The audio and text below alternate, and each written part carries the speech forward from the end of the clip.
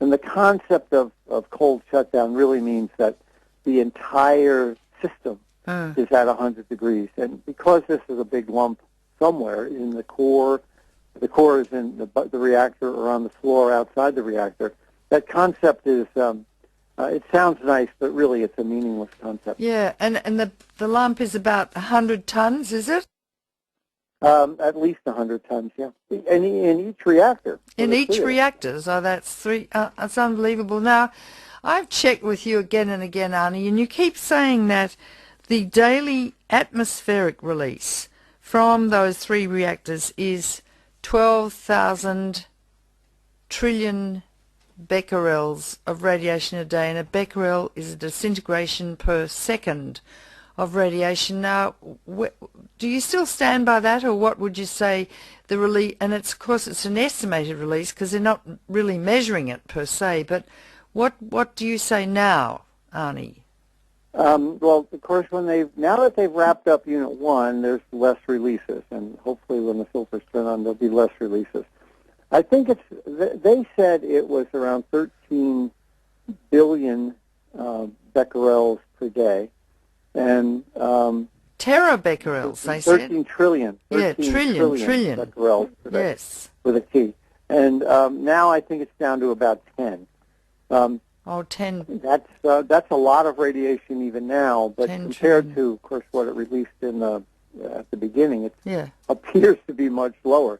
In fact, if any plant released that kind of radiation under normal circumstances, it would be shut down. So they seem to be happy with the number, but again, if it was any other plant in the world, it would be shut down it's right unbelievable. Now, so you sent me a report the other day, and I can't remember who wrote it. I should have looked at this, about Xenon-133 and Cesium-137 releases into the atmosphere from Fukushima. And they said that regarding Xenon-133, which is called a noble gas, and I can explain that to the audience in a minute, what that means, we find a total release of 16.7 becquerels, which is the largest radioactive noble gas release in history, not associated with nuclear bomb testing. There is strong evidence that the first Xenon-133 release started very early, possibly immediately after the earthquake, and the emergency shutdown on 11th of March at 6 a.m. The entire noble gas inventory of reactor 20 units, 1 to 3, that's 1, 2, and 3, was set free into the atmosphere between the 11th of March and the 15th of March 2011. The largest release in history. Do you want to comment on noble gases, Arnie, what they are and what that would have meant to the population of Japan? Yeah, noble gases are in the fuel, but they're held inside the fuel as long as the zircaloy cladding is in place. But what that report, and it's a phenomenal report, it's breathtaking in its analysis. What that report says is that the fuel failed very soon after the earthquake. They were seeing it within the very first hour, and that leads. A lot of us have thought that Unit 1 had problems right from the get-out, that it wasn't the tsunami, but Unit 1 had fuel problems and was in a meltdown condition even before the tsunami hit. And that confirms it. When they saw early releases of Xenon-133, that means that the clad broke, and it's a noble gas, so it just goes right out. It's not captured in the water, it's not captured in the air, and it goes right out. Then later, probably 3, 4, 5 to 10 hours later, as the fuel failed in Units 2 and 3, they had additional spikes of xenon gases. What it does is it's a cloud. It's a xenon cloud that moves with the weather, and it bombards people with external gamma rays, which are really powerful X-rays. So the predominant exposure from these are that they bombard people with X-rays. They also then as they decay, they turn into iodine-133 or strontium-90. There's a krypton-90 decays to strontium-90. So there's other isotopes that then have a second shot at you. But the noble gases are a cloud that bombards people from the outside. We found that after 3 Mile Island, a dramatic increase, a measurable, statistically meaningful increase in lung cancer in people that were in that cloud. That shows up about 3 to 5 years after the accident. Yeah, xenon actually converts and decays to cesium, and krypton decays to strontium. So let me explain what noble gases are from a biochemical and medical perspective. Noble gases do not combine chemically in the body, but they are absorbed actually through the lung. And I used to use xenon for ventilation perfusion scans in my cystic fibrosis patients to see what areas of their lung were all clogged up with pus and collapse of the lung, and what areas were still being ventilated and perfused with blood. But the noble gases xenon, krypton and argon are in fact absorbed from the lung, and we use xenon these days to measure fatty deposits in the body, because xenon, well, they're very fat soluble, so they tend to go and dissolve in the fatty deposits of the body, which are mainly located in the abdomen and upper thighs, which is exactly where the gonads, the testicles and ovaries, are situated. And because you talked about they give out huge doses of what you would call X-rays, gamma rays, they are bombarding the genes in the eggs and sperm with radiation, which can induce mutations and cause, down the time track through generations, genetic diseases such as cystic fibrosis, diabetes, hemochromatosis, dwarfism, inborn errors of metabolism, phenylketonuria.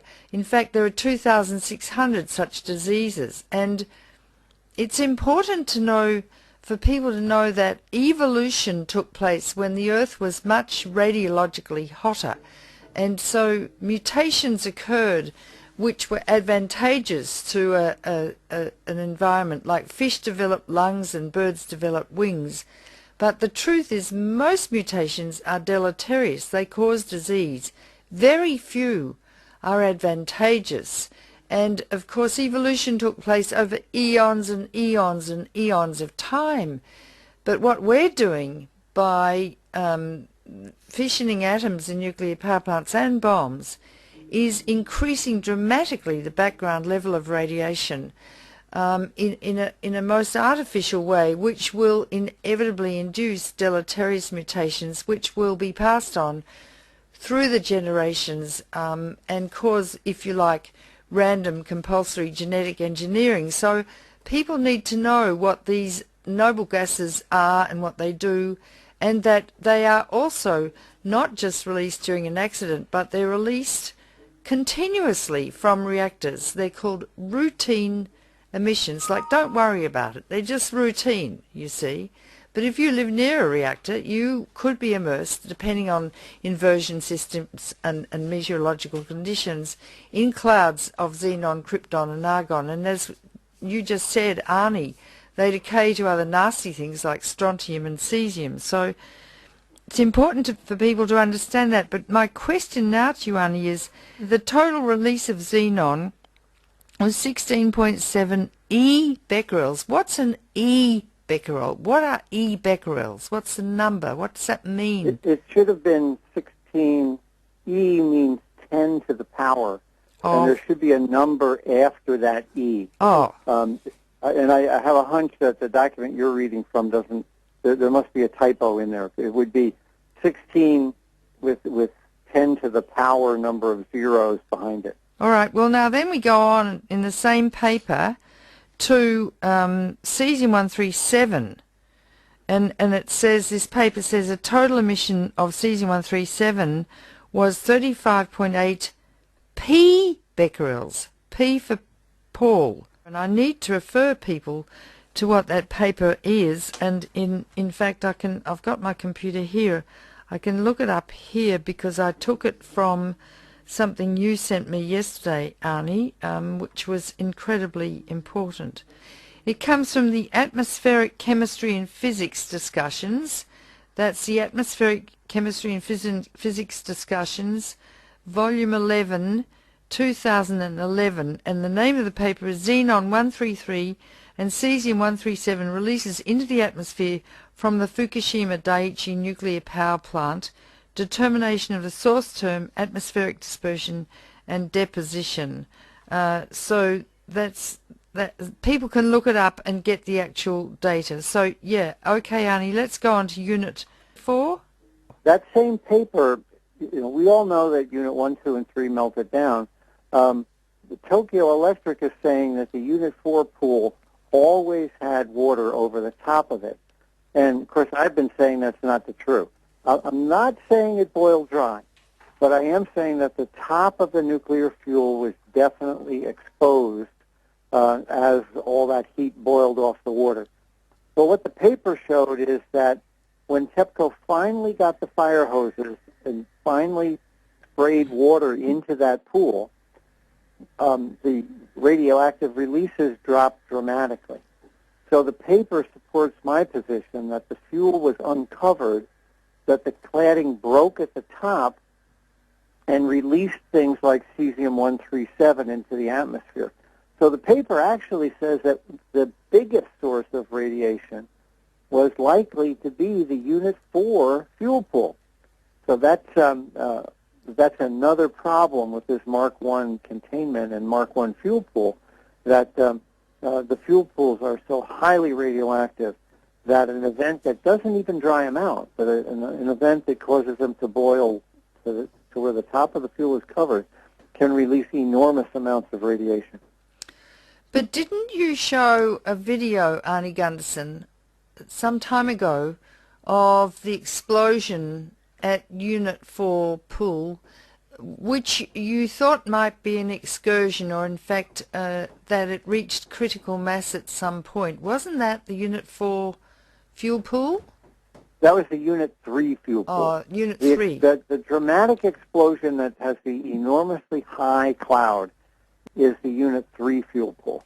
And you're right, though. I do believe that it was something we call a prompt moderated criticality in that fuel pool. It accounts for a lot of things we found, like plutonium being deposited on site.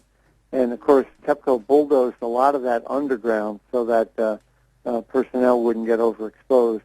But there's also data that says that plutonium was found in chunks, not single atoms, but chunks of nuclear fuel were found 1 and 2 miles away. So in order to have that kind of an uplift force, I believe that the Unit 3 fuel pool had a prompt moderated criticality.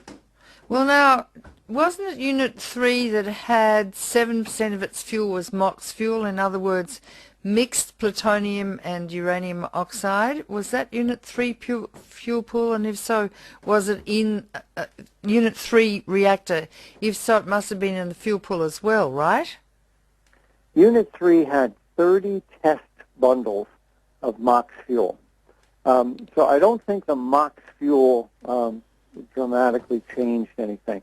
But you have to remember, all of these reactors, 1, 2, and 3, had been running for 4.5 years. So they had enormous amounts of plutonium. And MOX stands for mixed oxide, or fuel that's got plutonium in it. So all 3 reactors that were running had an enormous amount of plutonium in them, because that's what uranium-238 becomes when it sits in a nuclear reactor for a long period of time. I don't think the MOX fuel in Unit 3, perhaps it made a 1 or 2 or 3% difference, but in the big picture, the plutonium in Unit 3 came from Unit 3 being operated for 4.5 years. Do you want to talk about the toxicity of plutonium, Arnie Gunderson? I think you could better do that, but it's a very dangerous substance named after the god of hell.